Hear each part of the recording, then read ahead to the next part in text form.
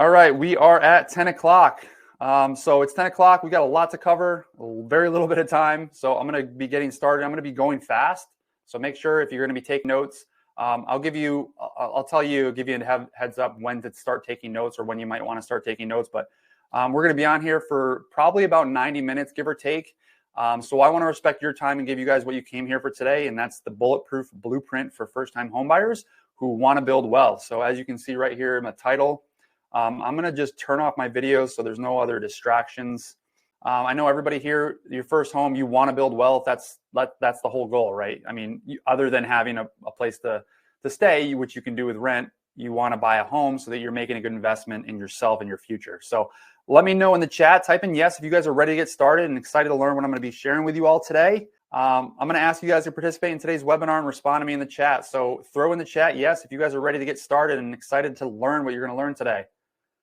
All right, yeah. So your participation is going to it's going to not only help me understand that you guys are with me and you're understanding what I'm putting down, but also it's going to help you guys retain the information better, and it's going to make the whole experience enjoyable for you guys as well as me. So if you guys are ready to get started, let me know in the chat. Type in ready or type in yes and just send it. All right, awesome. All right, so here's a powerful fact for you guys. I don't know if you guys knew this, but 90% of millionaires built their wealth through real estate. That's pretty crazy, right?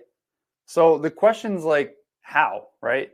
All right, so here's the real reason why real estate works so well. First one is appreciation.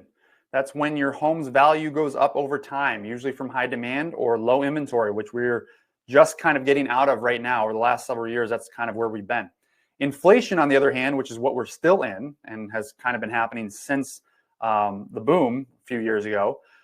Inflation, on the other hand, means your dollar's purchasing power decreases over time. So when you guys buy a home, it's not just a place to live. Real property tends to appreciate over time. And while those values are rising, having a fixed mortgage rate locks in your monthly payments. So it actually becomes more affordable over time as everything else is getting more expensive. So just in the past year, homes have increased in value by 12%. That's even as the market has been cooling. And it's been cooling for a little over a year. Since 2000, though, homes have actually appreciated 5% on average, actually a little more than 5%, almost 6%, every single year. So that's including 2008, where we had the great financial crisis, right? One of the worst real estate crashes in history. So even through all that, they still have appreciated more than 5%. Now, 5% doesn't sound like, a life-changing number, though, right? Well, here's where it gets really crazy. So let's take a look at what that 5% can actually do for you with a $350,000 home. So we'll say that's probably about $1,700 per month in rent if you were renting. In just 3 years, you'll have built $59,000 in equity. So meaning if you sell, you're walking away with some real cash in your pocket. And after just 10 years, you're looking around $265,000 in equity. That's almost solely due to appreciation, because realistically, in those first 10 years, you're not going to be actually paying much into your equity, because a lot of that money you're paying every month is going to be actually going towards the interest side of your mortgage, not the actual principal. So type yes in the chat if you guys wouldn't mind having that in your bank account right now, right? 265 grand. It's not actually in your bank account, but it's in your house, and your house is kind of like a bank account, right? So can you guys see how owning a home can really impact your life? Like how good would you guys sleep knowing you had $100,000 or $200,000, even $300,000 in equity in your home? Like if anything happened, an emergency, you lose an income, another pandemic breaks out, right? Whatever that worst case scenario is, you'll have some kind of a safety net there to actually get you through it. And that's important, especially if you have a family, right? Because you guys, if you have a family, you have kids, you got to start thinking about that, depending on how long you've had kids, you need to start thinking about that down the line. Like what happens if you do lose an income? How are you going to make it through? What is there for safety nets in the background? Now it gets even better though. And I'm going to show you guys how in a few slides, but this is the main way real estate has helped so many people become millionaires. It's through appreciation. So why is all this really important to know? Because for the rest of your life, you guys are going to need a place to live, right? So you're going to be spending money either way. It's just a matter of where is that money actually going? Is it going to go to you and your future, your family, your legacy, or is it going to be going to someone else's? So the truth is, you don't need to be a genius to become a millionaire. You just need to know how to play the game. So today I'm going to be showing you the 3 secrets to that game that once you know these, buying a home becomes possible and actually even necessary again. Now, this isn't just something I did once. I've gone through this journey twice now. Once was in a great market and once was in a terrible market. And both times I actually came out ahead with over $133,000 in total equity gained over just 4 years of homeownership. So that's not just total equity, then you got to take out all the expenses. That's total equity walking away in my pocket after I paid out commissions and closing costs and all that stuff. That's what we walked away with. So my clients, Rob and Michelle, they did the same thing. They turned their $12,000 investment into $139,000 in just 5 years. Wouldn't it be nice to earn an extra 27 grand a year just for owning the place you live, right? Because that's what it comes out to. Now I'm going to share a few other stories as we go through today of clients who've actually used what I'm going to show you today to average about 25 grand in savings and in equity per year, and turn their small down payments into huge equity gains in just a couple of years. But it really all starts with doing the work up front. And that's what I'm going to be showing you guys how to do today so you can make it happen for yourselves. Now, before we dive in, I just want to be really transparent here. I can't guarantee you that you're going to see these exact same results from just this webinar. All right. I'm going to be sharing with you guys real client results with you, but you got to understand, like, these results were achieved with my help. But here's what I can guarantee for you guys today. If you follow the steps that I show you in today's webinar, you're going to at least be able to hit the average returns, which, as you saw earlier, at 5% or almost 6% is really still substantial. Like, you're still, after 5 years, after just 3 years, you're still walking away with almost 60 grand, right? After 10 years, you're at like 265. So even in just a few years, you could be selling your first home and moving up to your dream home with that kind of equity boost, right? All right, so who is this for? First and foremost, I created this presentation with renters in mind. I've been there myself. I hated it and I wanted to get out, but it was really tough, So if you guys are feeling stuck and looking for a way out, you guys are going to get a lot out of today. But I also made this webinar for those of you who might be living at home with family, trying to save up enough to hopefully one day lay down some roots of your own and get a house and get married or have kids, whatever it is, because I've been there too. So I've actually been in both of these situations with my first home purchase. And you might be like, well, how does that work? Like, how can you be two different situations? Well, I like to say, like, I bought my first home twice. Once where I was born up and raised up in Connecticut, and then again when me and my fiance moved down here to Florida. We're married now, but she was my fiance at the time. So whether you guys are stuck in the cycle of renting or just living at home trying to save up, today I'm going to be showing you guys how to break free. Even if you have like less than perfect credit, you don't have more than $10,000 saved up, or you have a lot less than that, and you might not even be sure where to start, because that's pretty common and typical. Now, a lot of people feel pretty overwhelmed by the idea of buying their first home, especially in today's market. And it's with good reason, because it really is. It's a tough market for so many people now. There's not a lot of great options out there. Prices are high. Interest rates are higher than a few years ago. And people just feel stuck. Not even just you guys, even homeowners feel like they're stuck in their house right now. So my goal for today is to show you that there's really only one way to buy your first home in today's economy. And that's by buying a value add property, or in other words, a property that will actually build you wealth right from day one. Now, the only way to actually successfully do this is by following this equity hack method, which I'm going to be walking you through today, because there really isn't anything or anyone else in the marketplace that I've found who is going to teach you these things or give you the keys to making homeownership smart and more affordable.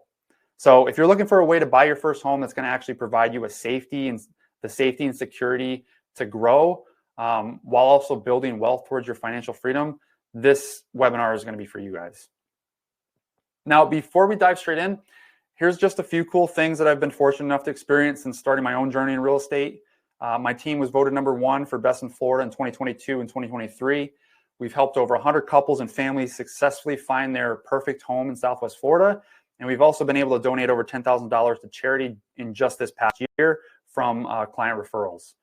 I've also been able to train with some of the top experts and coaches in their fields, not just real estate, but other fields outside of that business. Some of those experts include big names like Ryan Serhant, Tony Robbins, and Russell Brunson, just to name a few of them. I'm also happy to say that I've been able to average $25,000 in savings for my clients even through one of the most competitive seller markets in history. But let's rewind for a second, because it didn't start out this way at all. We started in a small, noisy apartment above a mechanic shop. Our rent was $900 a month. You can look and see how tiny that kitchen was. For $900 at the time, this is quite a while ago now, but at the time, $900 a month for rent for this little place was pretty expensive. Jen, who was my girlfriend at the time, she worked third shift, which meant she wasn't sleeping well during the day, because that, all that banging going on with the cars below us in that mechanic shop. So as you can probably imagine, if wifey ain't sleeping, ain't nobody happy, right? So yeah, our relationship went through some pretty rough turbulence at that time. And then one day, of course, we got a notice that our rent was going up another $150 a month. We were like, for this place, for what we were getting. So we made a tough decision, and we decided to move back into my grandparents' basement. Now, not my parents', my grandparents' basement. So you can imagine how awkward that was, because they come from a different time, a different period where girlfriends and boyfriends don't live together unless they're married. So that was a little awkward at first. But the other part of it was, we're living in an unfinished basement. It was damp, it was cold, it was full of cobwebs. And then you could also hear the creaks from the first floor as they're walking around up there. So it was pretty embarrassing, but we knew it was really the only way that we were going to be able to escape the rent race and get our own place. But here's the kicker. We didn't know the first thing about buying a home back then. I could build a house because of my contracting background, and that's what I was doing for work at the time. But the home buying process, mortgage rates, closing costs, we were clueless. So this is what we were aiming for. Keep in mind, this is up in Connecticut. We both agreed that we were really ready to take the next step in our relationship and get our first home, but we didn't know if we could actually afford it, and neither of us had a clue where to start. So needless to say, we were both, pretty nervous at the time. Owning a home felt like taking on a huge responsibility, and it was. But I was nervous that what we were actually going to be able to afford was not going to be either in a good location, or it wasn't going to be a good investment over time. So that was what I was afraid of. And then she was worried that we weren't going to be able to handle the payments, even though we had gone through our finances several times, and we were like, yeah, we can afford this. At the end, we were like, well, I don't know, this is kind of up in the air. But we were both definite about, we were just tired of throwing away money on rent. So we had to figure something out, and fast. So we ended up living in the basement, and with that, we had hardly any privacy, and we were also strained from that in our relationship. So when we finally started looking at homes, we realized something though. Our budget was too low. The houses we could actually afford that were on the market were either falling apart, or they needed more repairs than we can actually manage. So we were frustrated, and we were starting to lose hope. But then our agent actually called us out of the blue, and he said, I've got a house that's not even listed yet. You guys want to see it? Now, this was our first encounter with a value add property. We didn't know it at the time, but they're kind of like hidden gems that I'm going to be showing you guys how to find today. So of course, we jumped at the chance for something new that nobody else had seen yet. And when we walked through the door, we knew it was the one. It was the one. You kind of get that feeling like, yeah, this is it. And that's what we got. So it wasn't perfect, but it was in our price range, and it checked almost all the boxes for what we needed. The only problem, the mortgage was going to be $400 more than our rent. And that was a lot. That was us pushing our budget. But even though we were, terrified of that higher payment, we actually agreed that we would figure it out, and we took the plunge. So for just $6,000 down, we bought that house. And this is it. So, it was pretty close, right? Let me see if I can go back. So that was what it was. That was what we were shooting for. And that's what we got. So it was pretty close. Just 2 years later, after we bought that, we sold it, and we moved to Florida and walked away with actually $35,000 in equity. So that's when it hit me. Homeownership wasn't just about putting a roof over our heads. If you did it right, it could also become a really powerful tool for building wealth. Now, after that, I became obsessed with real estate. I wanted to help people like us do the same thing for themselves and their families. People who didn't know it was actually possible. But I wanted to make sure that they could do it without the dumb luck that we just had. So I started learning everything I could about the market, home buying and strategies for building wealth through real estate. I studied investors. I invested in thousands of dollars in mentors and coaches, and I ended up actually developing a system to help others avoid the same mistakes that we had made. But then we actually hit a different wall. So when we moved to Florida, it actually felt like we were first-time homebuyers all over again. The market was completely different, and we were outside of our comfort zone all over again. We didn't know the neighborhoods. We didn't know what were property values were like, or even how the market would behave down here. Florida has been typically known as a boom or bust type of area. So that's kind of what we walked into figuring when we came down here. But we didn't really know. To make matters worse, there were rumors of another housing crash on the horizon. And as you can imagine, after seeing my parents go through the 2008 crisis, my father was a mortgage broker, so he went through a hard time during that. We were obviously going to be worried about this. So everywhere we turned, people were warning us to hold off on buying. We had questions like, well, what if we bought at the top of the market and it crashed right after? Or, were we actually making a mistake trying to buy right now? It really just felt like everything we'd learned before was suddenly just irrelevant, and we were starting all over again at square one. Now, we had a little opportunity, and unfortunately we did not take it, but Jen's father, more of an active investor down here at the time, now he's a little bit more passive, but he just had a home built, brand new home, Cape Coral, brand new construction. It was beautiful. And he was actually selling it for more, but he offered it to us for $200,000 just to help us kind of get started. But even with that offer on the table, we said no. We were hesitant. And we were like, I don't know. For what we were getting, it didn't seem like a lot compared to what we had. So paralyzed by fear, basically, analysis paralysis, we were afraid of making a bad decision. So we ended up saying no. Now, a few years later, that same house sold for $372,000. And we realized we had missed out on over $170,000 in equity. That was really hard to swallow because that was money that could have been in our pocket. And that was when I had my second epiphany, which was that waiting, hesitating, and holding back had cost us way more than we had actually realized. Because during the same time, we also spent over $50,000 on rent that we were never going to see again. So on top of the $170,000 with the 50, that's, you're looking at $220,000 we had missed out on. Or close to that, because not all that $50,000 is going to go to equity. But that was really the last sign that I needed. We couldn't wait for the perfect time anymore. I had to figure something out to either figure out a way to buy a home that was going to increase in value, or find ways to protect us from a possible crash or any of the other worries and regrets first-time home buyers typically fall into. So I got to work learning. I was experimenting.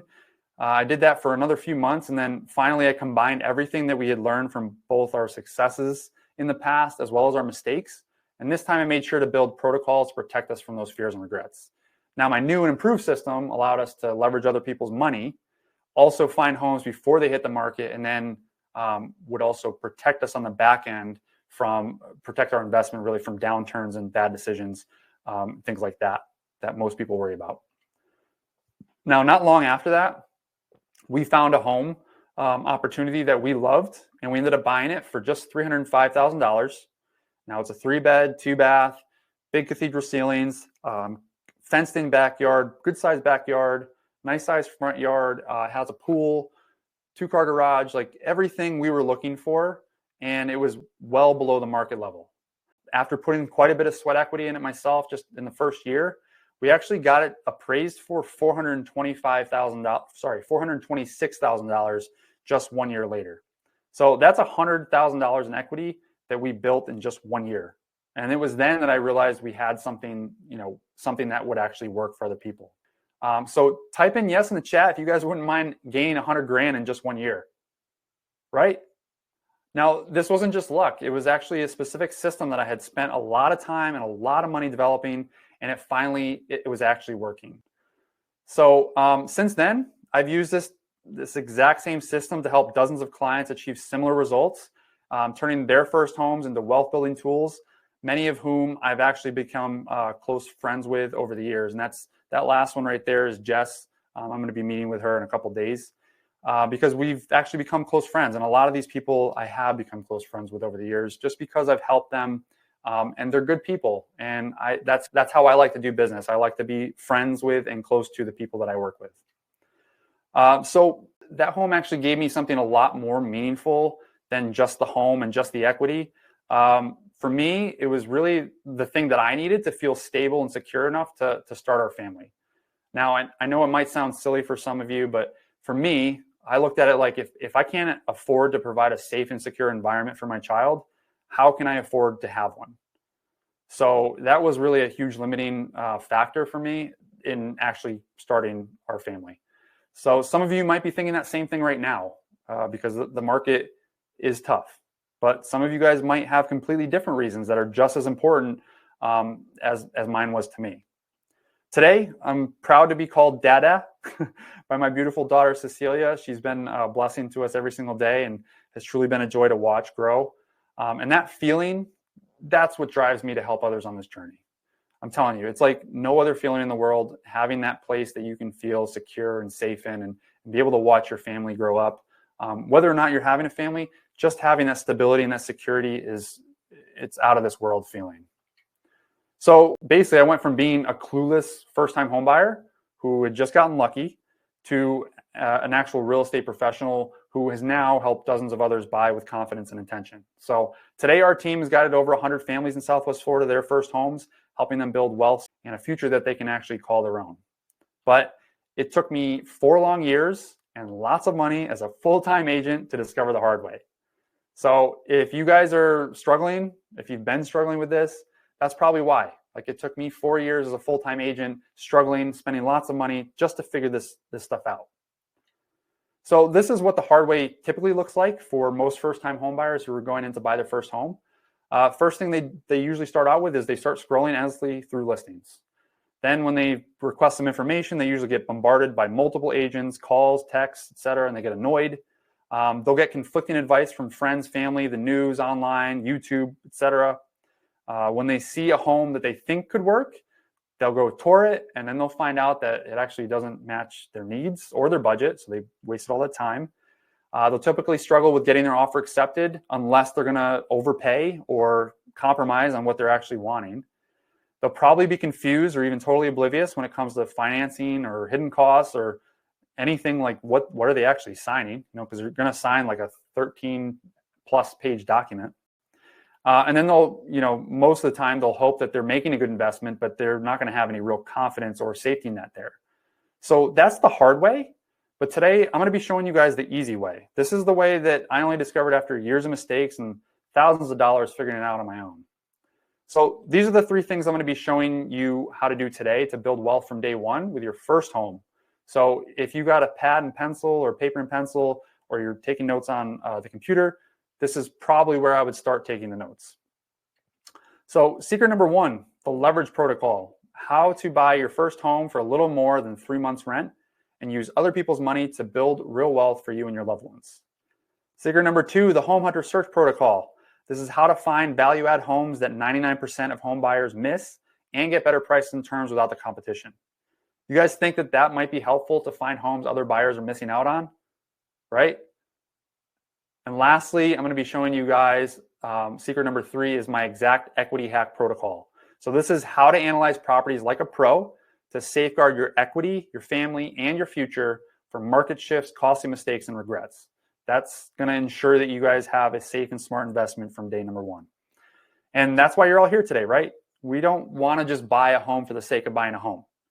We want to be sure that it's going to be a great investment too, right? So if the market dropped the next day or the next year or whatever, we aren't going to be stuck or owing more than it's worth.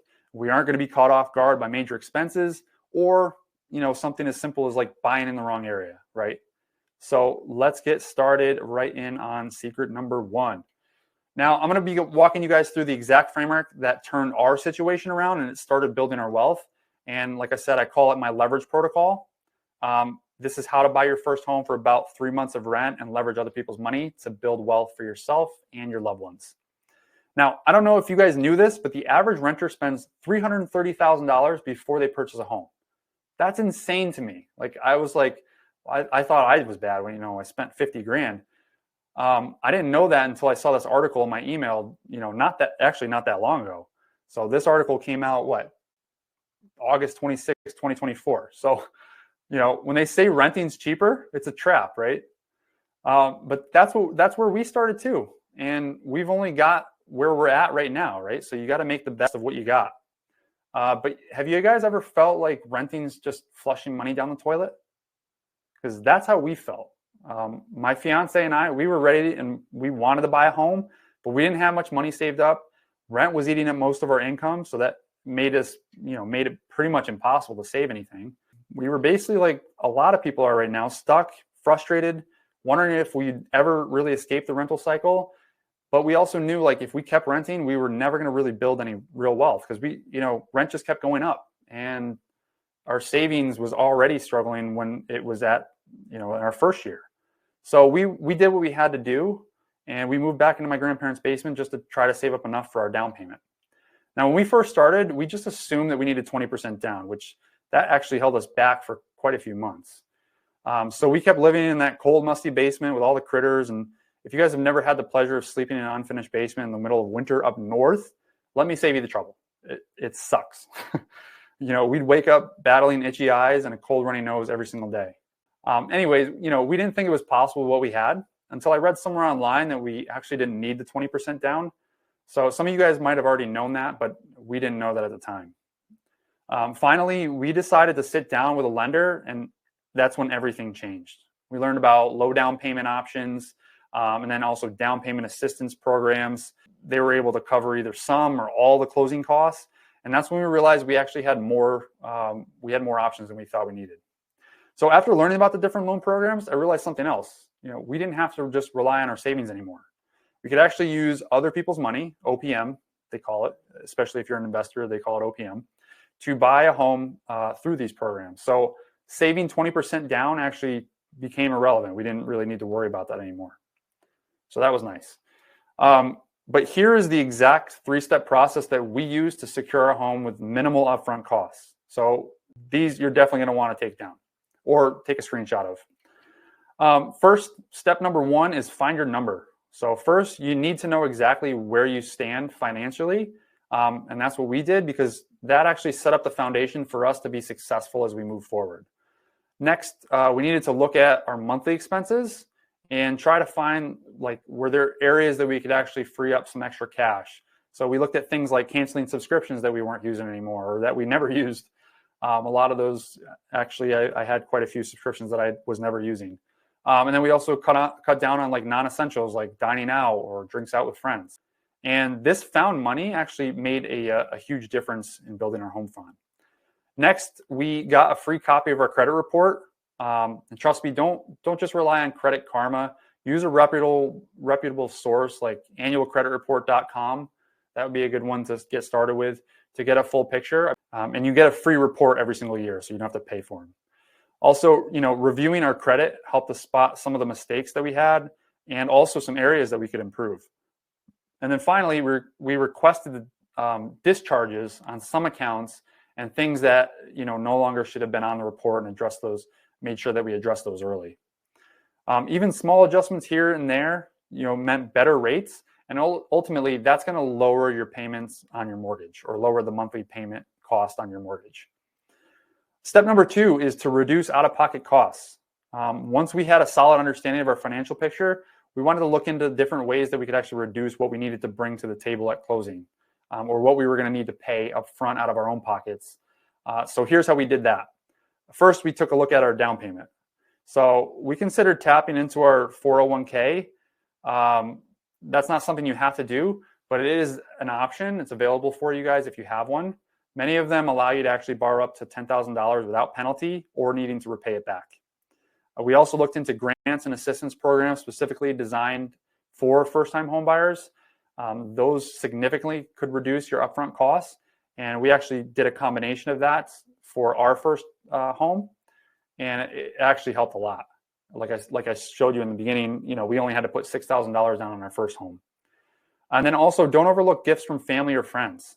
Many of these programs allow these funds to go toward your down payment, and that'll give you even more financial flexibility. And you never know, some of your family, especially if you're living with them, might be willing to give you a gift of some sort just to get you out of their house. So take a look at those. Next, you're going to look at closing costs. We researched financing assistance programs that bundled our closing costs into the loan amount. So we weren't going to be hit with a huge expense up front. And that's more of the route that we went. On our first house, we ended up negotiating these costs to be paid by the seller as well. So we got some down payment assistance, and then we also negotiated with the seller for them to pay part of our closing costs, which helped us eliminate a lot of our upfront costs. And you can usually do pretty well with those, especially negotiating, especially if it's a buyer's market, which is what we're in today. Most sellers are going to be willing to credit you something just to make sure that the deal closes quickly. But you can also consider negotiating a credit at closing for inspection issues too, and then apply that towards your closing costs as well.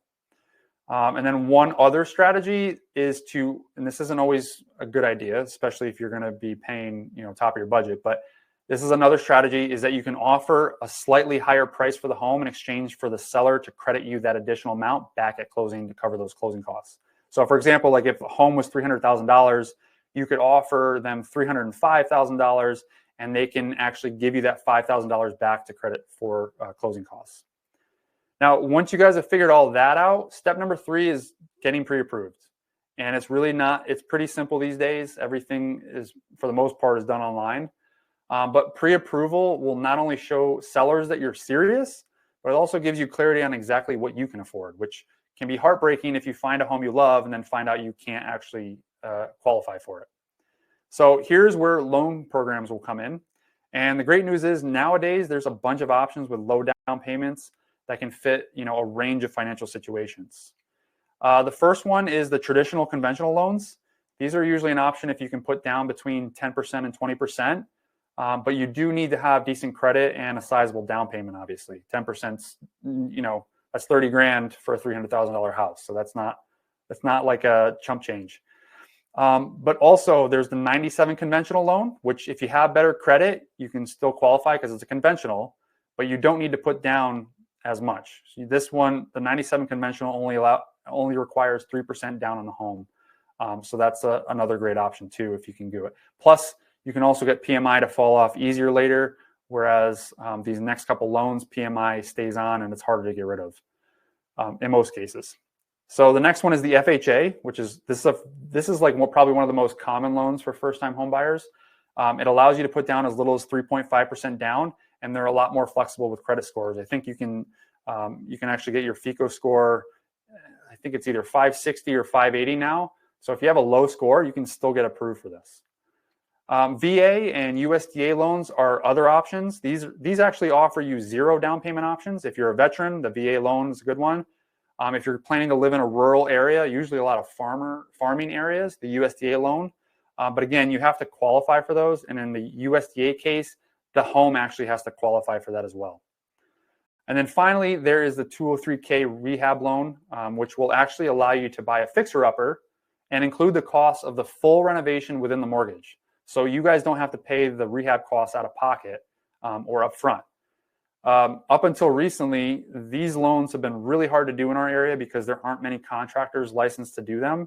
They're available, but you have to have a licensed contractor who can do it. And the closest one for us has been in Tampa, which, as you can imagine, one contractor to come down here to do that is they're not going to be as likely to do that. But now it is an option in our area. Because I actually happen to be close friends with the only contractor in Fort Myers and our area who can do this. So that's a plus. But anyways, by following these 3 steps, if you find your number, you reduce your upfront costs and get pre-approved, you're setting yourself up to buy a home with minimal cash up front and maximizing your financial advantage. And as you saw, you don't have to put a lot of money down because that appreciation is going to help you over the years really kind of negate or remove that excess debt up front. So this is exactly how we did it, and it's been a game changer for us. Like I said, I've also helped a lot of other people do this too. So it's not like, oh, debt is bad. It's just how do you use it and are you leveraging it properly? Once you guys know your number, but that's when you can actually start honing in on real opportunities in homes. So we ended up buying our first home with just $6,000 down, like I said. And then we used those same strategies that we just covered to make the process affordable for us. I put a little bit of sweat equity into the first home here and there. It really didn't require a whole lot. Some paint, some, changing out some handles in the kitchen cabinets and things like that. And then within 2 years, we sold it and we walked away with 35 grand in our pocket. So that turned our first home into a stepping stone for building even more wealth later on. But again, that's 35 grand in our pocket after closing costs, after paying our commissions to our agents. So we actually probably had closer to 50 grand at the end of the day. Now, do you guys think, would you be pretty happy walking away with 35 grand in your pocket after just 2 years of owning? What kind of a home could you get, or could you probably move up to, especially if you have a growing family? $35,000 down payment's pretty serious. And if you're going to do a first-time home buyer program again, where you're only putting 3.5% down, 3.5% of 35 grand, I mean, that's a pretty good size house. So you can do it. You got to obviously qualify, but you can move up to a really nice house after 2 years with just that little bit of equity. Now, not long after getting into real estate, though, I realized we could do this again with our next home too. So we used some of our equity to actually pay off some of our student loans and get out of debt. We paid off all of my wife's student loans. And then we did it again with house number 2. And we turned an $8,000 investment into $92,000 equity gain in the first year. So, would knowing that you could sell and walk away with that kind of money relieve some stress on you guys or your loved ones? I know having that security and that safety net behind us, if anything happened, if I lost income or my wife got into an accident or something like that, we still have the house here. We still could get by if we needed to. Now, my good friends Rob and Michelle, I showed you guys them earlier too. They turned their $12,000 investment into a $139,000 check when they sold, and they did absolutely nothing to the house. So, they did no upgrades, no additions, nothing new. They didn't add a pool or fence, nothing. They just lived there for 5 years. They paid their mortgage on time. And when they sold, they walked away with 139 grand. That's an average of $27,800 equity gained per year, just for living there, just for owning their own home. It's not too shabby, right? So I also helped Joe and Shannon do the same thing, and they pocketed 97 grand in just 3 years. That's another $25,000 gain each year. So they were actually getting back more than their initial investment every single year in appreciation equity. That's a pretty awesome return, isn't it? There's not many places you're going to find that kind of a return on investment. I don't care what you're doing, even private equity, that's a really good return on investment. So some of you guys might be thinking this all sounds great, but it's the monthly payments that worry me. And that's fair, because mortgage payments can feel like a big leap. When Jen and I bought our first home, we weren't comfortable either. Like I said before, we had found a perfect home, and even though it, fell within our budget, we still weren't 100% sure. Up until closing, we were I don't know if we can do this. We went from a $900 a month, rent to $1,200 mortgage. So that's a 33% increase. Again, this was a while back, so those numbers don't seem like a lot, but back then that was actually quite a bit of money for rent. So that 33%, that was stretching us. Then when we bought our second home, it was an even bigger leap. We went from $1,800 a month in rent to $2,800 for a mortgage. So now, to be fair, that jump, that was a 56% increase. That also included, we were living in a flood zone, so we had flood insurance. So that made it higher. And then we also had a pool, so our home insurance was higher. So we had about $300 or $400 extra a month in just insurance costs. So, realistically, a house like this somewhere else probably would have only cost $2,300, $2,400 a month. But still, we stretched ourselves. But here's the thing. We didn't just jump in and hope for the best. We knew we could actually afford it, but we were just kind of stuck in a comfort zone. We weren't realizing what we were actually missing out on. Like I said earlier, it wasn't until I realized we had lost $220,000 in equity possibilities, potential equity, that I was all right, we need to start doing something a little different here. So taking that step to buy the house and to stretch a little bit for us, that allowed us to lock in future value and then start building equity, right away, instead of, continuing to pay somebody else's mortgage. Because in the end, it's not really about how much the payment's going to be, right? It's about what are those payments going to give you in return. So you're going to get, appreciation, obviously, first of all. It's going to basically become an inflation proofing. And then you're also going to have the stability there. So these are huge game changers for your wealth. Now, let's think big for a moment. Imagine investing $10,000 today and seeing it grow into $1.5 million over 30 years. That would be pretty amazing, right? When you buy a home, that's likely what's actually going to happen. The way I like to liken it is like owning a home is like a forced savings account. And it's a savings account that compounds over time. If you bought that $350,000 house we talked about earlier, using that average appreciation rate of just 5%, which is actually under what it was, I think it was like 5.7, it would be worth $1.5 million in 30 years. It might not hit exactly 1.5, but it's definitely going to be worth a lot more than it is today. Now, if you compare that to renting for just half the time, you'll spend about $330,000. So the real secret here that I discovered is that the smartest and most proven way to build real wealth far faster and more reliably than other options available is by leveraging other people's money through strategic financing and buying your first home, not renting. Now, of course, this only works and makes sense if you find the right homes that will actually hold their value or increase in value over time, right? So now we're going to actually cover secret number 2, which is my home hunter search protocol. Now, I'm going to be showing you guys how to find homes that 99% of home buyers miss, and it's also going to help you get better prices and terms without the competition.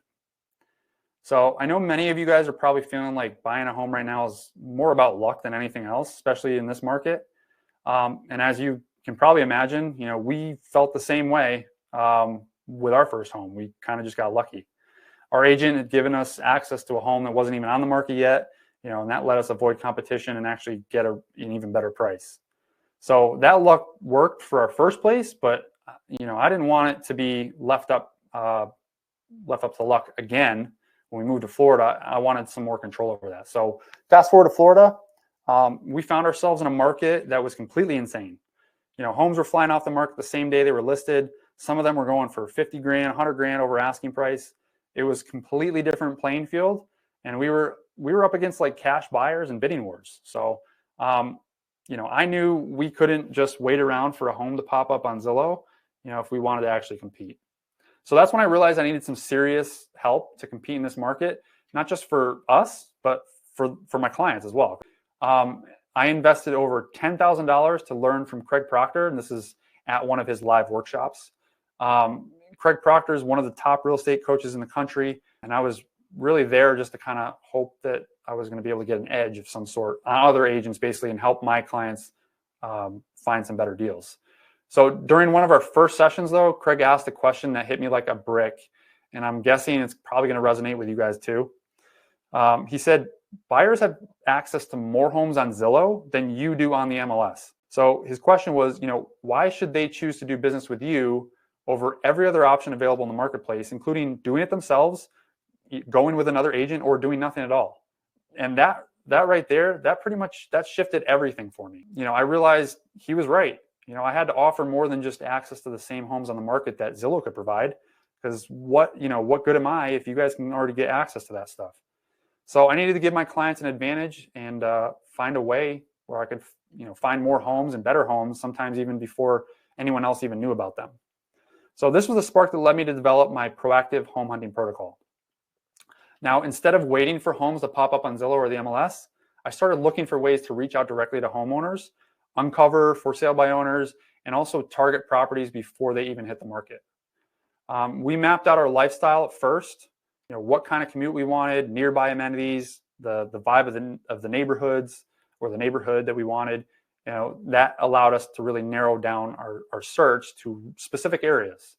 So now with Craig's techniques that he taught, I set up MLS alerts and started reaching out to homeowners directly in neighborhoods that we loved. Suddenly, we weren't just reacting to what came on the market. We were actually creating opportunities to find our perfect home. And we also usually found, not all the time, but usually we found that these homes had less competition. They had better prices for the value, and they usually gave us more room for negotiating because there wasn't that listing commission involved. Step number 1 is to create a detailed buyer profile for yourself or have somebody else create it for you. But this goes beyond just like listing rooms or features. It's about visualizing your lifestyle. What does your perfect day look like? Where do you spend most of your time? What amenities do you want nearby? Do you have a commute? Are there favorite shops? Are there certain schools that you want to be nearby, or like fields, recreational spots? What neighborhood vibe fits you? Do you want something quiet and family friendly, or are you looking for something more like vibrant and active, or maybe something in between? How do you spend your free time? Do you need access to hiking trails, beaches, or parks? Do you need to be nearby those? And then also, once you visualize your lifestyle, you're going to want to create a needs and wants list. So first thing you want to identify is what's your non-negotiables, like the number of bedrooms you need, the specific school districts that the house has to be in, versus the nice to haves, which are things like, maybe you want a pool, but it's not something you actually need, or you'd like a remodeled kitchen or remodeled bathrooms, but they're not absolutely essential. And then also you want to look at what are your long-term goals? Do you need room to grow? Do you plan to have a family, or do you plan to have family that visits frequently and you need an extra room? Do you plan on using this home as like a rental when you're ready to move up? So, down the line, if you do decide to rent, or that's part of your plan is to have a portfolio of rentals, is this going to actually fit in that portfolio? Are the local community amenities essential for your long-term vision of your lifestyle? Like, do you plan to golf and you need a golf course there? With this clarity, you guys will be able to actually stay focused on the homes that actually enhance your lifestyle. So figure out exactly what that is. Step 2 is about smart search alerts to stay on top of the market without endlessly scrolling. Like, you don't want your second job to be scrolling through Zillow all the time, right? It gets annoying. It also gets frustrating.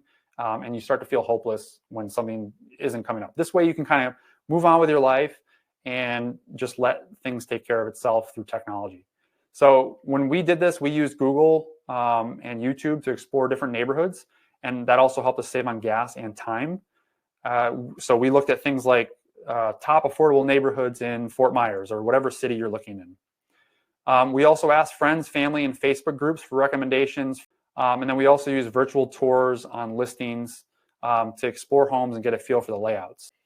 Another way we found was how important it was to tour homes in person and visit open houses to get a feel for the communities at different times of day. So as well as the prices and competition in the market, it gave us an overall feel like, is this something that we want? Is this the kind of feel we want?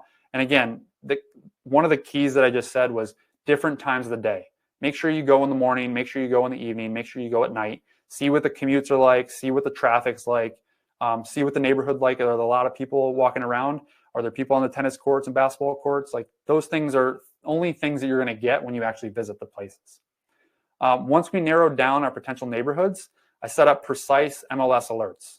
So whether you do this for yourself or through an agent, make sure that these alerts are targeted to specific neighborhoods, or polygon searches, they call them. So what you can actually see in the image right there, that blue shape, you can draw specific shapes around areas that you're looking to buy in.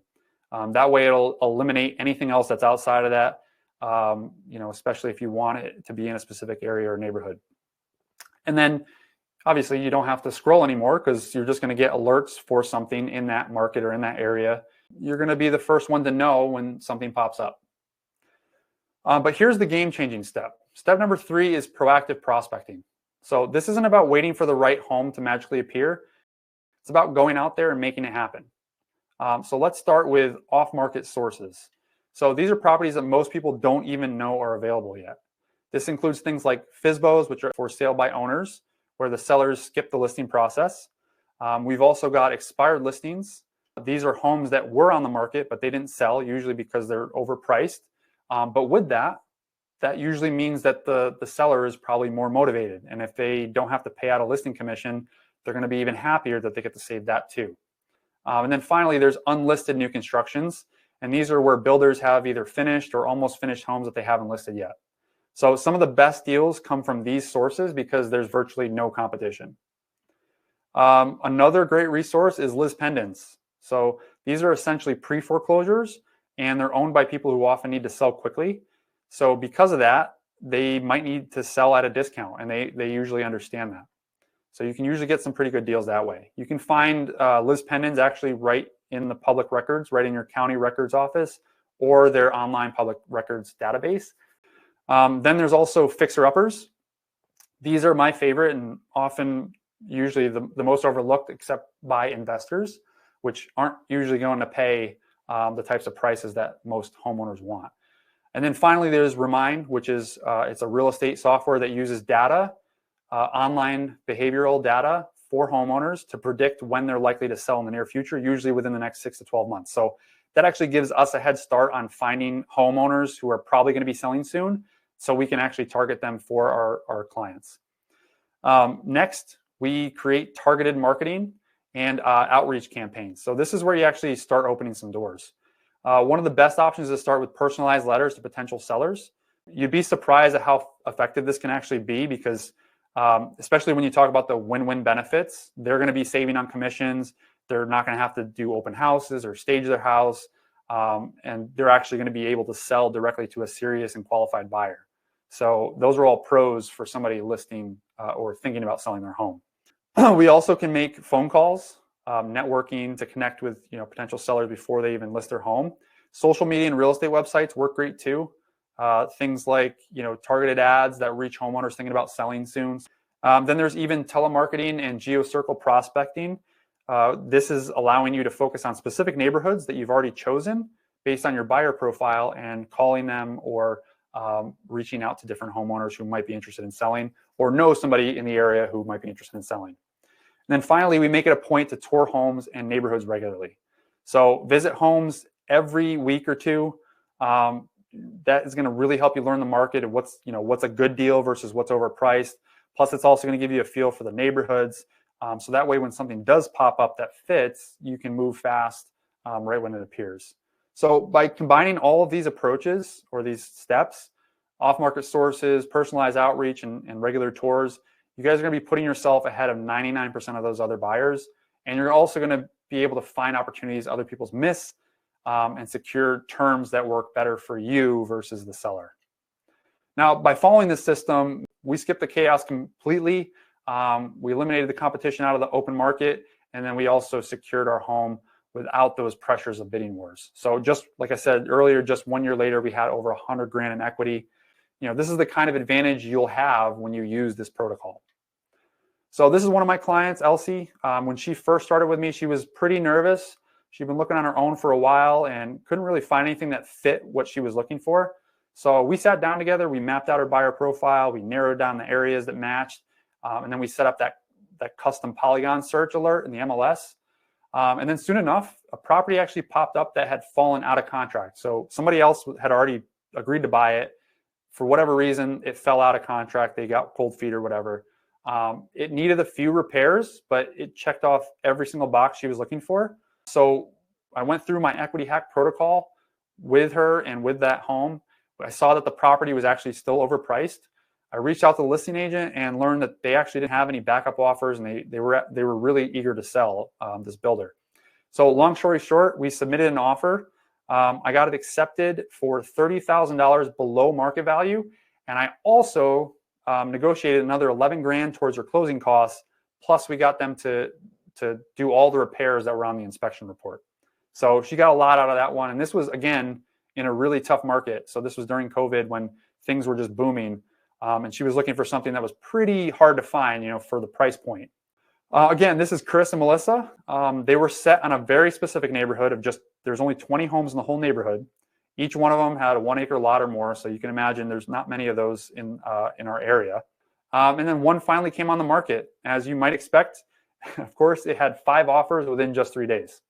So before we even submitted our offer though, I made sure to reach out to the seller's agent and ask one crucial question. And this is one that if you don't have an agent, this is something you need to ask every listing agent. Is there anything specific the seller is looking for in an offer that's important to them? You'll be surprised. Listing agents give away all kinds of information when you ask this question. And it's also something that's going to help you set yourself apart from the other offers. So this one question, it's been a game changer for so many deals for me. The agent actually told me while there were some really strong offers already made, her client really needed the flexibility with the closing date. She was looking for a buyer who was going to be willing to give her some extra time so that she could actually find her next place in a really tough market. So instead of just offering the highest price, what we did was we proposed a fair market value, something was right at the market, right where it should have been. And then we also included a 2-month rent-free period after closing for the seller to stay. And guess what? Their offer not only won, but it beat out an offer that was $50,000 higher. So they got their dream home and the seller got the time she needed because I asked that one question. And then you have Felicia and Mike. These guys were in a similar situation, but they were actually looking for something even more specific.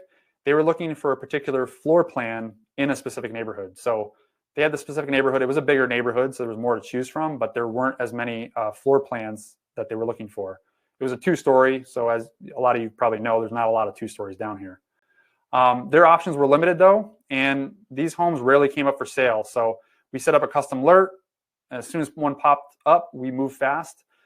They took my advice. We made an offer that counted for both their needs and potential market shifts, because we did see some shifts in the market that we were like, the market could start to head down a little bit. So let's just price this properly in case it does dip a little bit more. We got their offer accepted on the home. They saved $25,000, so they actually got it for $25,000 less. And I was also able to negotiate the seller paying for all the repairs that they needed too. So now both of these situations happened during one of the hottest seller markets in history. So imagine what it can do in today's buyer's market like we currently have. Now, Scott and Fatima, they weren't first-time home buyers, but this was their first home purchase in Florida, and they were after a very specific set of criteria. They were looking for, and this was tough to find, but they were looking for a gated community with an active lifestyle, an up-and-coming location, and they wanted boat access, but they didn't want to be in a flood zone. And of course, they wanted under $500,000, right? So, so here's where staying informed on new developments really paid off for me. I remembered that there was a community that I had toured before it was even built. We just saw like the dirt being broken. And it ticked off a lot of the boxes that they were after, but I also needed to make sure that it was still within their budget and it was actually in an area that was up and coming. So I dug into the data and I discovered that it bordered Miramar, which I don't know if you're familiar with it, but it's a high demand luxury community known for, usually a lot of celebrity residents. It was also in the heart of some new big name communities being built. So this area was actually rapidly appreciating. So it checked all the boxes. And then they actually ended up buying in that community. They waited about 7 months before it was actually finished. And then since then, they've actually gained an astounding $250,000 in equity. That's only just over a couple of years. And that's with the market coming down some. So that's not too bad, right? So the most effective way to find and secure homes at the best prices and terms before the competition ever sees them is by following this home hunter search protocol. Now, this gives you guys insights into properties, like I said, that 99% of other buyers are going to miss. But even if you have the money and you find the home, you still need to know that it's going to be a good investment, right? And one that's actually going to be a blessing and not a burden. So now let's dive into secret number 3. This is my exact equity hack protocol. So this is how to analyze properties like a pro. Make sure you guys are safeguarded. You don't have to worry about the market shifts or mistakes or regrets. This is to make sure you guys are getting a safe and smart investment from day number 1. This might just be the most important of the 3 secrets and one that you guys really need to master to get the right kind of home. Because as much as we want to find the perfect home at the perfect price, none of that matters if we end up regretting the purchase or losing money on it, right? So whether it's through strategic locations, hidden gems, or value add properties, this protocol is built to improve the upside potential and minimize the risks of any home purchase. Now, when I first entered the real estate, it was pretty much a classic buyer's market. Homes were sitting longer, prices were steady, actually pretty similar to what we're in right now. And finding a home didn't really feel like a battle as much. But when COVID hit, that game completely changed. Suddenly we had like bidding wars. Buyers were paying, like I said, $50,000, $100,000 over asking price. They had barely any room for negotiations if you were a buyer. It wasn't just my clients who needed a better strategy either. I did too. So everyone wanted more than just a house. We wanted to make sure our investment held its value. So even if the market did take a turn, we wouldn't be underwater. But here's the reality. Most agents aren't equipped for this. About 90% of real estate agents sell fewer than 10 homes a year. And 85% leave the field within 5 years. Why? Well, because they're not actually building the skills or strategies that keep clients protected long-term. And that's actually why 69% of home buyers say they wouldn't use their agent again. So when the market was hot, agents could actually get by without these skills. But if you're here to build wealth and protect your investments, especially as the market's shifting back to favor you as a buyer, you need a strategy that goes deeper. So that's what led me to create this framework. So as I saw clients coming to me more uncertain than ever, I knew that I had to come up with a strategy that they weren't going to have to just rely on like luck or timing. So it had to work regardless of whether the market was up or down. This wasn't about making quick wins. It was about giving clients confidence that their home would actually be a true investment and something that would grow with them in value over time. So I began developing what I now call my equity hack protocol.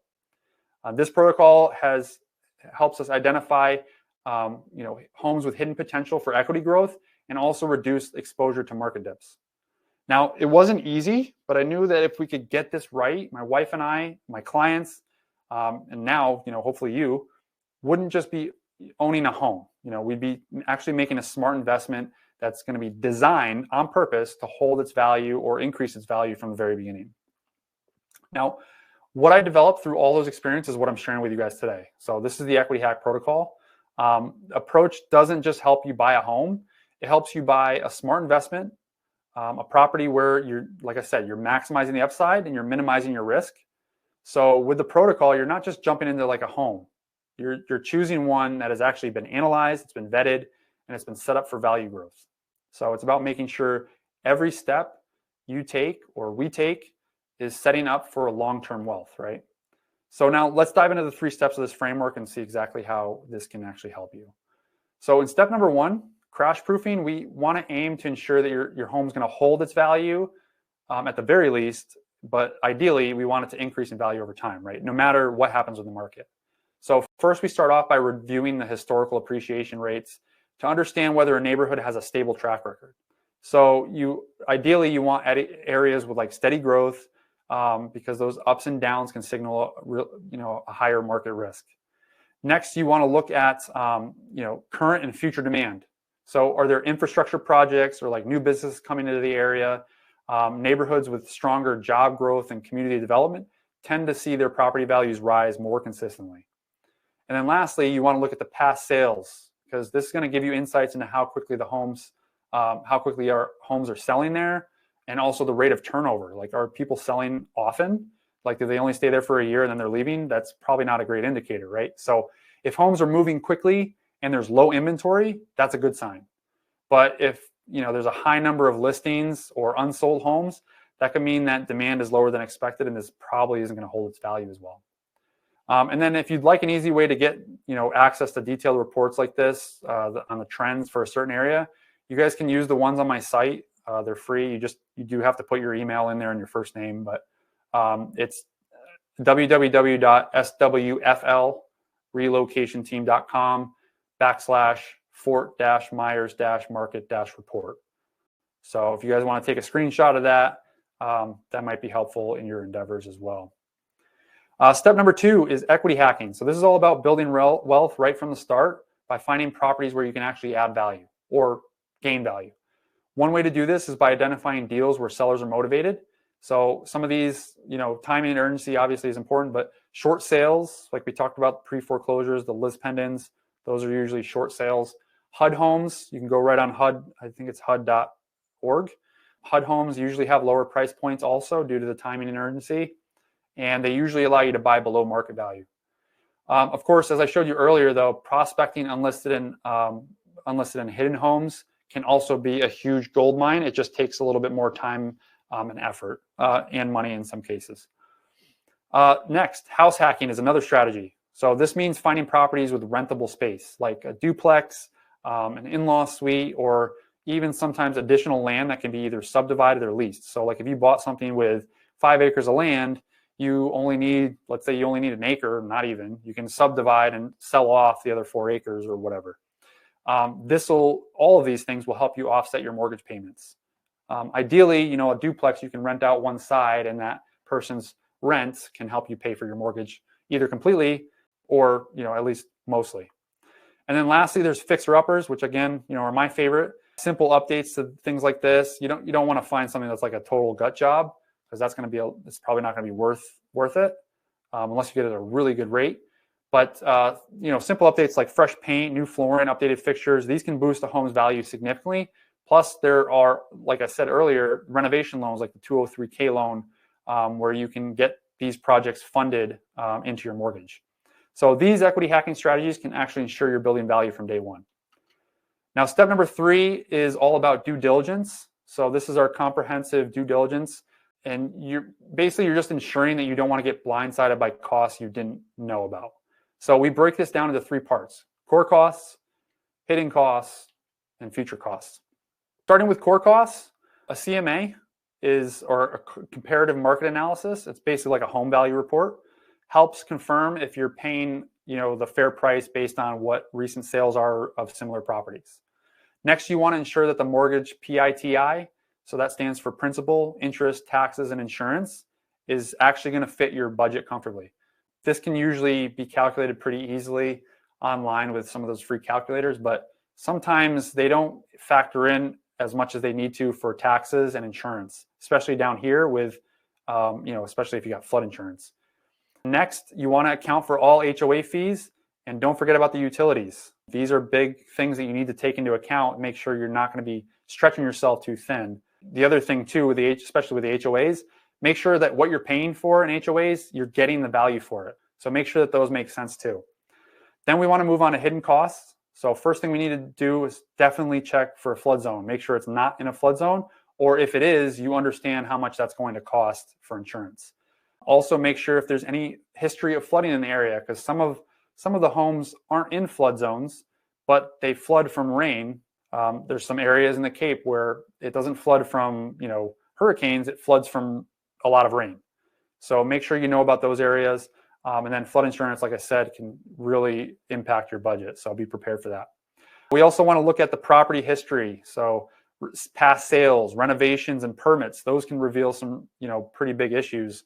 Like a roof that's, if it's from the 1960s and it's being sold today in 2024, it's had its roof replaced, right? But if there's no permits in there that show that the roof has been replaced, either it wasn't permitted or it wasn't replaced. So that's something you're going to need to know. Also, hidden repairs. These are a big one. That's why I always stress you really need to get a home inspection done. It's pretty much essential. If you do it, you're taking a huge risk having to pay thousands of dollars later on. So that's something I would not try to avoid. And then finally, HOA documents. This includes things like the financials, rules and restrictions, or rules and regulations they call it. That could affect future costs or your lifestyle. And then lastly, we also need to consider the future costs. So these include things like insurance and special assessments, which could mean unexpected fees down the line. You also want to anticipate future repairs, whether it's like appliances or replacing a roof or other big ticket items like an AC. Home warranty can be a great backup here. If you don't have the funds to do some of these things and they're going to be needed, getting a home warranty can help. It's going to help defer some of the costs, but some of those big ticket items might not be fully covered. By running through all these checks, though, you are pretty much setting yourself up for a smart purchase, and you're not going to have to worry about any surprises after moving in. So now let me just real quickly share with you just 2 clients who use this protocol specifically to make smart investments. This is Ed. He came to me looking for a duplex in a great location, close to the water. His goal was basically to reduce or even eliminate his monthly mortgage through house hacking. So we focused on finding a property with potential not just to cover his mortgage, but also cash flow down the line. So after finding a few properties, we ran through each of them with the equity hack protocol. We factored in his expected mortgage, potential rental income to make sure that those numbers were going to work for him. And then we also projected ahead. We wanted to include 8% for annual maintenance, another 5% set aside for emergency expenses, which if you're going to be a landlord, you really need to have some of that set aside. So at the end of the day, Ed was really well prepared. And then when flooding actually hit his property 2 years later, he already had the funds set aside to cover those repairs and manage the increased insurance costs, which he ended up getting hit with too. So all of that, though, despite all that, he still managed to keep his cash flow stable. So that's pretty awesome, right? You got all your expenses covered, cushion, and somebody else is paying for most of your mortgage. That's pretty good deal. Then we also have Jessica and Mariana. I showed you Jessica earlier. These are 2 incredible clients. They found a hidden gem with me. The house itself, had solid bones, but it needed quite a bit of updating. But through the equity hack protocol, I ended up helping them save $22,000 on their purchase. And because of that, we actually unlocked some extra funds for them to do the renovations. So they put, they did a lot of the work themselves because they could, but the stuff that they couldn't do, they were able to use that money to help pay for that. So by focusing on the renovations with high returns, Jessica and Mariana maximized their equity potential, and they made their home their own too. I actually analyzed the neighborhood's long-term value. They're sitting on over $120,000 in net equity now. So their home is well over what they paid for it, and that's straight gains just from those smart decisions. That's after paying themselves back for everything that they put into the house. Then I also helped Mark and Carla. So these guys came to me looking for the retirement home. They obviously weren't first-time buyers, but the story itself, this just shows you how powerful these steps can be. We used the protocol, and I ended up actually saving them $150,000 off their home, even in one of the most competitive markets again. I did a home value report, or the CMA. I saw what the real value of the home was. I found that it was already overpriced by about 50 grand. So they had it listed at 1.15 million. So it was really only worth 1.1. That gave us the starting point. But after I spoke with the agent, again, I asked them that question, what's most important to their seller? I found out that the sellers had already actually purchased another property in the same community, and they were obviously eager to move on. Plus the home had just come out of contract, and they were now stuck paying for 2 homes. And these aren't cheap homes, so they're paying a lot of money per month to keep them. That insight basically told me that the sellers were under pressure to close the sale, and that opened the door for some more negotiation. So after further research, I looked at what they originally paid for the home. I knew that they had to sell. We were able to bring the price down even further. So we put in an offer $100,000 under what it was actually worth. We put in an offer at $1 million. And with some negotiation and some strategic persuasion, we actually secured it at that price. And we got the sellers to make some repairs that came up in the inspection. So most agents would have probably stopped at the $50,000 discount. But through that research and negotiation, we were actually able to save them over 150 grand all in all. So Mark and Carla were very happy.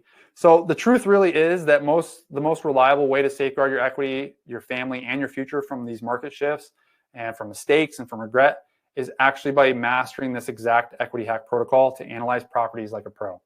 So this approach is going to ensure that you're not just choosing a home, but also confidently building a stable investment, one that grows with you and withstands the ups and downs of the market. Now, let me ask you guys a question real quick because we're just kind of starting to wrap up.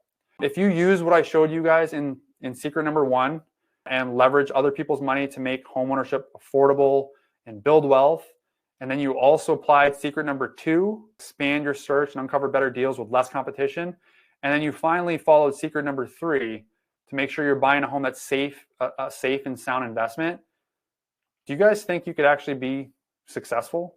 If you did those things, I know there's a lot there, but if you did every single step through that, do you guys think you could be successful with this? Yeah? All right, awesome. All right, so that's the power of following a proven system where each step is building on the next to make sure that you're making the smartest decision possible. So how many of you guys might be feeling a little bit like this right now? Maybe you're a little overwhelmed.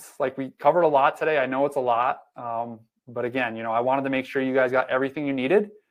Would it be all right with you guys if I just spent 10 more minutes walking you guys through a special program I put together to help you guys put this stuff into action?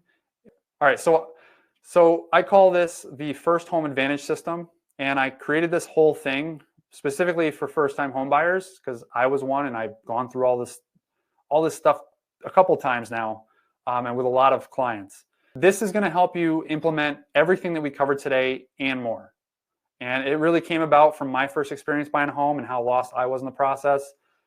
Over time, it's evolved a bit as I've worked with more and more clients and saw the types of issues and concerns that kept coming up. So this, to me, and you guys can tell me at the end, but this system is about as close as you can get to perfection when it comes to buying a home, especially your first home. The first thing that you would be getting with this is the Equity Home Hunter system. So this is designed to make sure that you don't have to go it alone. My team and I would be guiding you every step of the way to ensure you guys have everything you need, the knowledge, the tools, the strategies, everything you need to make a great investment and secure the home that meets your goals. So the first thing we do is the personalized one-on-one home buyer planning sessions. In these sessions, we're going to build out your custom buyer profile that we talked about. We're going to set up those property alerts and plan out your budget to map out a clear and actionable plan that fits your goals. So this isn't like a cookie cutter process. This is a custom game plan that we will help, guide you through and guide you throughout your search, making sure that, we're laser focused on what matters most to you specifically, not just, first-time home buyers in general. Next thing, we have the VIP Home Hunter service. This is where I'll be using my connections, my resources and methods to find those exclusive properties that most buyers miss.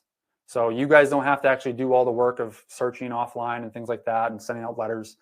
We take care of all that for you. And this approach is going to give you guys early access to the best opportunities and reduce the competition. So you guys will have a serious advantage in finding those value add properties we talked about. You'll also have unlimited true value reports. So just like CMAs, this is going to be for the buyer side. I'm going to show you guys what things are actually worth. These reports give you guys in-depth analysis of a property's market value and its potential for appreciation. Unlike generic estimates, these reports are, can actually be a powerful negotiating tool too, and help you buy at the right price so that you guys make sure you're investing wisely from day one. Then you've also got unlimited virtual and in-person tours, so you can explore as many properties as you need. You don't want to rush into a decision, right? But we want to make sure to find the perfect home on your terms with no pressure. And that sometimes does require some time. And then finally, we also have my stress-free communication guarantee. One of the biggest things in our industry is that agents get a really bad rap for is not communicating with their clients. That's how I felt with my first home. Like, my agent didn't tell me anything that was going on. He kind of just did everything. Like I said, we got lucky, but I had no idea what was going on. So this is to guarantee you guys that you guys feel supported, you're informed all the time, and you have confidence at every single turn. If you don't feel like I'm keeping you in the loop enough, this communication guarantee allows you to fire me. Like, no questions asked. If I'm not doing what I said I was going to do, or you feel like I should be doing something better, you can fire me. So realistically, this is about almost a $10,000 value, a $9,997 value, built to ensure that you guys are not just buying any home, but you're making a smart investment with your future in mind. So everything I bring to the table is here to help you succeed and make this process as smooth and rewarding and profitable, right, as possible. So you're going to be getting that. It's a done-for-you home hunter service that's going to help you find the best homes, cutting out all the competition, and also doing that due diligence to make sure you're getting the best prices on your terms. So that right there is more than what 95% of buyers agents are going to do for you today.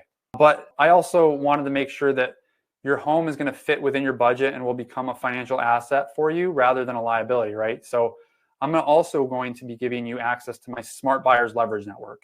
After learning about the different programs and options for home loans, down payment assistance programs, and home buyer grants, a whole new problem came up, which was, trying to figure out, well, which programs and lenders are going to offer me the best rates and the programs and are going to have the least amount of fees, which all that stuff can be a whole new learning in itself.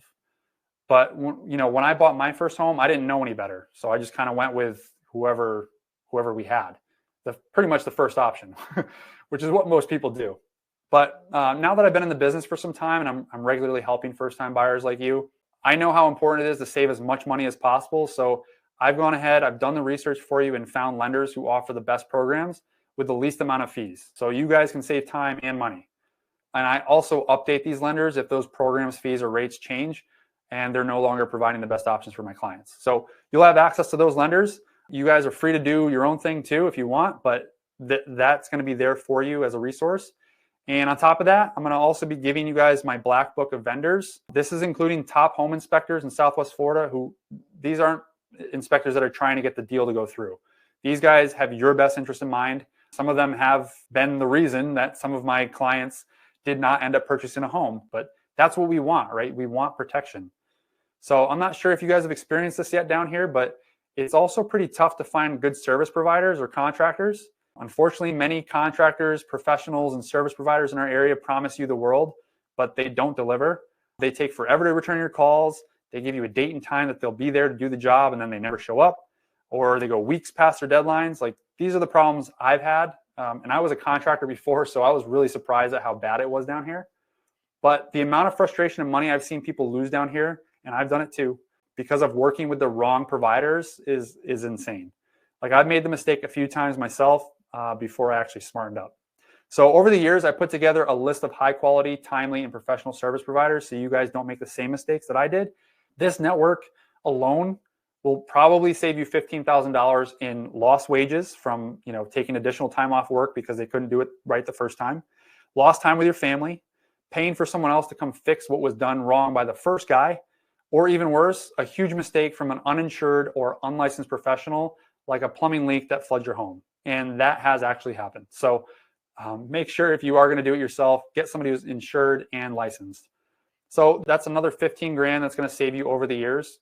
Maybe not right away in your first year or two, but it will over time save you money. So you're going to get the equity advantage system as well as my smart buyers leverage network. So you guys can get the best programs with the least amount of fees. And you also don't make the mistake most homeowners make, which costs them thousands of dollars over the years. Now, if you remember from the beginning, I also said that I average about $25,000 in savings for my clients. So I'm also going to give you my equity advantage savings guarantee. Now, this is something I wish I had when I bought my first home. I wanted to know that my agent was doing everything he could to get us the best possible deal, but we didn't really know. There wasn't any consequence if he wasn't, and we wouldn't really even know if he was. So there wasn't really any incentive there for him to do the best. But to incentivize myself and my team to get you guys the best deal I possibly can, I actually guarantee that I will save you at least $10,000 on your home purchase, or I'll pay you $1,000 at cash at closing. You're not going to get that from really any other agent. There's not going to be many that are willing to do that for you if you even ask, especially during a seller's market, right? Because that is really tough to do. And these are just some of the clients who've worked with me in the past and saved anywhere from $10,000 up to $150,000 on their homes.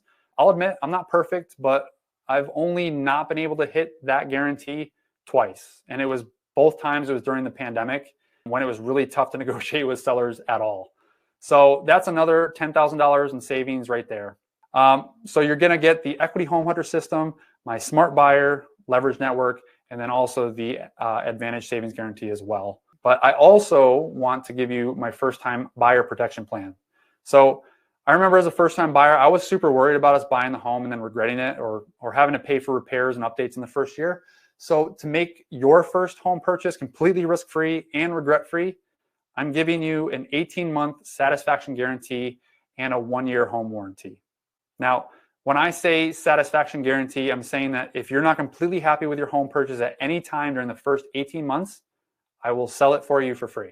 And just to put that in perspective, just to list a home, most agents will easily charge you $7,500 in commissions. But with this buyer protection plan, you'll have the peace of mind that if you ever needed to sell, that's another $7,500 you won't have to pay. Now, I want to make sure that there's absolutely nothing you have to worry about with your first home purchase. So on top of that, I'm also including a 1-year home warranty from Select Home Warranty, which covers almost everything, not just repairs, but also replacements like your garage door, your AC, your water heater, appliances, electrical and heating systems, even like plumbing and ductwork, which isn't usually typical of a home warranty. So that's another $500 in savings, if not more, which makes this an $8,000 value as well. So you're going to have the Equity Home Hunter system, Smart Buyers Leverage Network, the Equity Advantage Savings Guarantee, and our first-time buyer protection plan. So you guys know you're getting the best home at the best prices, on your terms, and you're fully protected. But if you guys are like me, you're probably also a little skeptical with trusting anyone these days, right? So especially a real estate agent, right? I know our reputation. I know I was, even though the agent I used was a family friend, I still didn't trust them that much. So this isn't news to me. In fact, I encourage you guys to be skeptical of anyone who makes any type of promise to you. Unfortunately, there's a lot of bad agents out there who have ruined it for the rest of us trying to do right by our clients. So I'm also including test drive your realtor commitment. So here's how it works. If at any time while you're working with me, you feel like it's not really the right fit and I'm not delivering the services you deserve, you can cancel our agreement. No fees, no questions, and absolutely no hard feelings. Why do I do this? Because your confidence and satisfaction is really that's my top priority. You guys deserve to feel 100% comfortable with the person representing you in such a major decision. Did you guys know the average earnest money deposit is about $7,000? So choosing the wrong agent can lead to costly mistakes, and these are mistakes that I built my system to help you avoid. This commitment also ensures that you're in control every step of the way. So you're not going to feel stuck with an agent who isn't delivering. So when I say who you hire matters, I mean it. And that's why this service alone is valued at $7,000, because the cost of working with the wrong agent is far higher. That means you're getting the Equity Home Hunter system, the Smart Buyers Leverage Network, the Equity Advantage Savings Guarantee, our first-time buyer protection plan, and my Test Drive Your Realtor commitment. But one of the most frustrating things about buying a home can be the moving process. So, you got to get the utilities turned on in your name, research home service and get those set up. If you got furniture, you'll have to research moving options and companies. So you don't have to worry about, valuables going missing or winding up broken without being insured. And after all that, you'll probably have ongoing questions or needs throughout your first year as a new homeowner. I know we did. So I'm also including our first home concierge service. Buying your first home is supposed to be fun and exciting and a huge milestone in your life. But when we bought our first home and even our second home, the move was pretty stressful. We were both juggling our full-time jobs. We were trying to figure out how and where to set up our utilities, change our addresses on our bank accounts, subscriptions, and everywhere else, plus move all of our stuff. It was just a lot for us to handle all at once. So I want to make sure you guys don't have to suffer through that kind of stress like we did.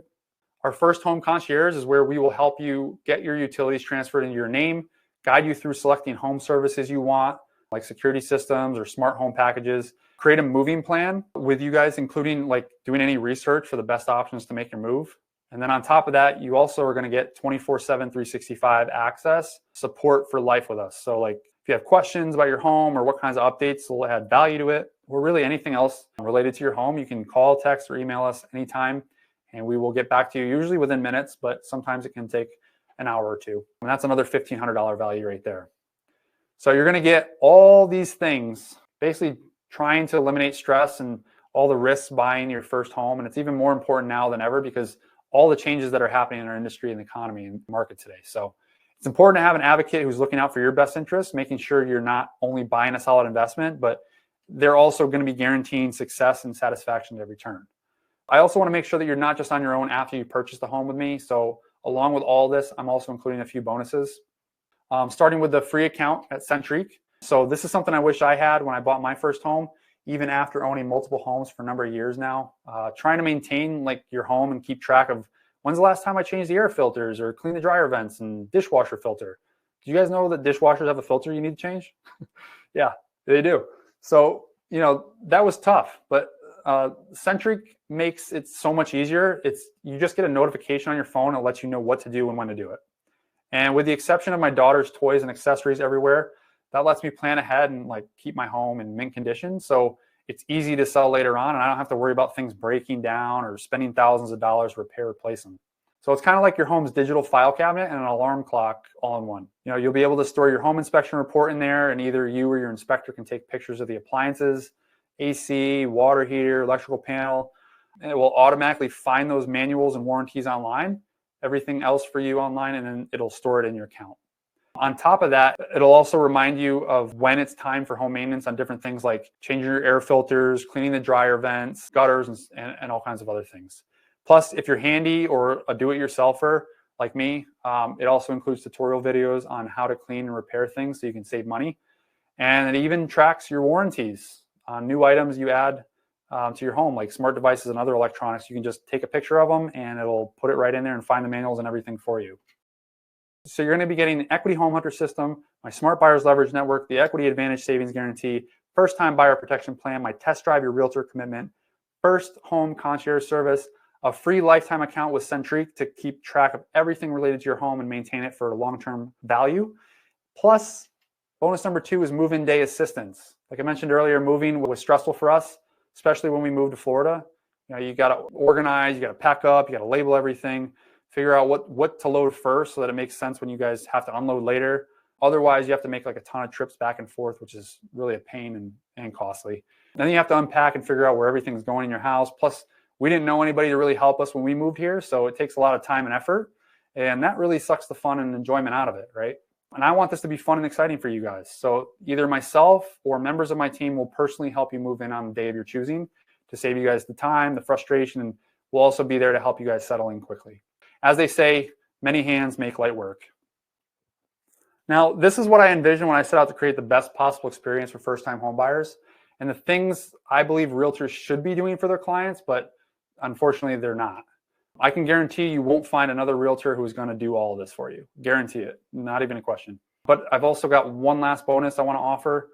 For those of you guys who are interested in learning more about working with me and how I can help you implement what you learned today to find that perfect home, I'm offering the first 3 people who book a call a $500 home inspection credit at closing towards your home inspection too. So that's one thing that I really stress every buyer needs to get done to save you guys tons of money and headaches down the road. Just look at how much things cost to fix or replace these days, like ACs, water heaters, mold, plumbing, septic tanks, electric panels. The costs are pretty crazy today, aren't they?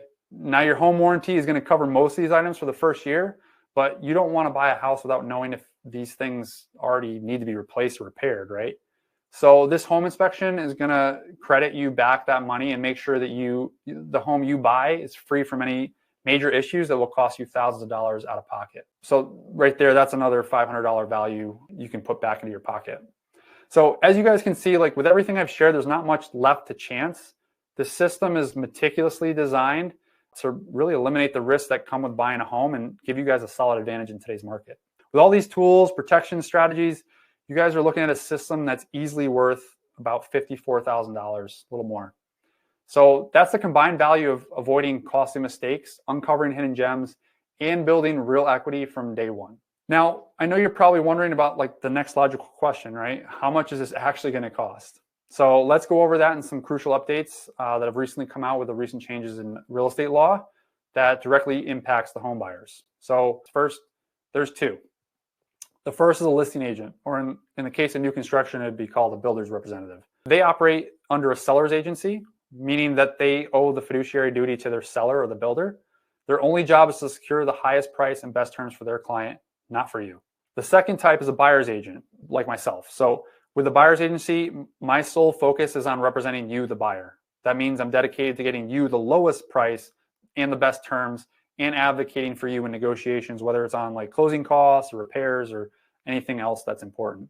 So most agents can handle the basics, right? They can arrange property showings, assist with financing. But when it comes to protecting your best interests and securing the best deal, that's where a buyer's agent really stands out. A buyer's agent does far more than just open doors. They're dedicated to protecting your interests and will advise you on every detail, even if it means like pointing out reasons not to buy the home. Something the listing agent's definitely not going to do, right? They'll also give you the CMA, the comparative market reports, make sure you're not overpaying. They'll structure offers, protect your money, and keep your willingness to pay confidential so that it can't be used against you. They also negotiate inspection repairs, occupancy dates, seller concessions, all in your favor. A listing agent or builder's rep won't do that because it's against their client's best interest, right? And here's the real world example. My client, Dan, he bought a new construction home last year. I advised him to get a home inspection at the end. During the final walkthrough, the inspector found several roofing issues that would have cost him thousands down the road. But because we caught it, the builder had to make those repairs before closing. If Dan had gone directly to the builder, he wouldn't have had anyone advising him to look deeper. Here's like the little known fact. The listing agent's commission is often negotiated with the seller before you even come into the picture. So if you go directly to the listing agent, they're not going to reduce the price for you. Instead, what they're going to do is they're going to collect commissions for both sides of the deal while you lose out on someone protecting you. And it's the same with new construction builders. Builders typically budget for the buyer's agent commission. So if you go directly to the builder, they're not going to give you a discount for handling the sale on your own. Instead, their rep, who's looking out for the builder, will simply pocket both commissions, and that's going to, again, leave you without any independent support. Just ask Dan. After watching one of my YouTube videos, he asked the builder if they'd offer any incentives for not using an agent, and they said no. So he chose to work with me, and we uncovered those inspection issues, saving him obviously a lot of money and future headaches by having someone in his corner. Now, as many of you might have heard, there was also a significant National Association of Realtors commission lawsuit recently, which has led to some big changes in how buyer's agents are compensated. So here's what this means for you. With the recent lawsuit, buyers are now required to enter into an agreement with an agent that clearly outlines how they'll be compensated and for how much before you can even tour a home. If you're going to tour a home, you're going to be entering into a contract with somebody. Your only other options would be to sign with a listing or builder rep who is, like, again, not going to be able to negotiate in your best interest. So now choosing the right agent to represent you has become even more important than ever before. So here's everything I provide for my clients. All the searching, the exclusive savings, the guarantees, the comprehensive due diligence, the inspection credits, home warranties, lifetime services, and support protection plans, and a lot more. My commission is 3% of the purchase price, which is pretty average among buyer's agents. But here's the difference. Most agents are only going to offer you a fraction of what I've included here. My clients have saved an average of $25,000 on their purchase. They see their equity grow faster because of the dedication and strategy I bring to each of their transactions. So think about it. How many agents do you think offer real guarantees and credits with actual value behind them? Most just say something vague like, I guarantee you'll be happy with your purchase. But what does that even mean? Like, how are they going to back that up? At the end of the day, you should really choose an agent who's genuinely committed to your best interests, as we discussed. Working directly with a listing agent or builder's rep isn't going to provide you that same level of protection. So before we head into the Q&A, let me ask you a few quick questions. If all this system did was help you find a perfect home that not only grows with you, but also builds wealth from day one, making it one of the best investments you'll ever make, would it be worth it? What if all it could do was just save you $10,000 or more by avoiding unexpected costs that could turn homeownership into a burden? Would that be worth it? Or what if it protected you from costly mistakes like losing your deposit or missing out on the ideal home? Would it be worth it? And let's say it simply guaranteed you peace of mind by covering unexpected repairs or offering you a free sale if you're not happy with your home within 18 months. Would that be worth it? If you guys are ready to take the next step and see how the system can work for you, go ahead and book a call. There's zero commitment here. This is just a chance for us to discuss your specific goals and find the best path forward together. And remember, the first 3 who book will also get that $500 inspection credit. So let's jump into the Q&A. Feel free to start typing any questions you have into the chat, and I'll take the time to address each one of them. So first thing, some of you guys might be thinking, like, I'm not sure I can afford the 3%. Right? Maybe you're already struggling to come up with a down payment monthly, or trying to figure out how you're going to make monthly payments, or even trying to come up with your closing costs. So first of all, most sellers still offer a buyer's agent commission. While it's not guaranteed anymore, in most cases sellers cover it. The second thing is to remember, those down payment and closing cost assistance programs that I mentioned earlier. These can help cover some or even all of those upfront costs of the actual mortgage and the purchasing of the home. So that frees up some extra cash for you too. And then if all else fails, here's my promise to you guys. I'm so confident that I can earn my commission without you having to come up with it out of pocket that I'm going to make this completely risk-free for you. If I can't secure my commission from another source without compromising your deal keep in mind, I will work for you for free. Because that's what a great agent really should do, right? If I'm confident in my value, you shouldn't have to stress about how to pay me, or even worse, risk losing the home you love. But I haven't had to do that yet. So there's still time, but I haven't had to do that yet. Some of you guys also might be thinking, isn't it too early to start the process? But let me challenge that for a moment, just because the earlier you start with this program, the better the opportunities you'll have. Right now, buyers have a lot of leverage, and they can usually secure some really, really incredible deals that might not have been around or might not be around if rates actually drop in the near future. Because usually if rates go down, we're likely to see a surge in buyers jumping back into the market. There's just a lot of pent-up demand right now. And we've seen this already.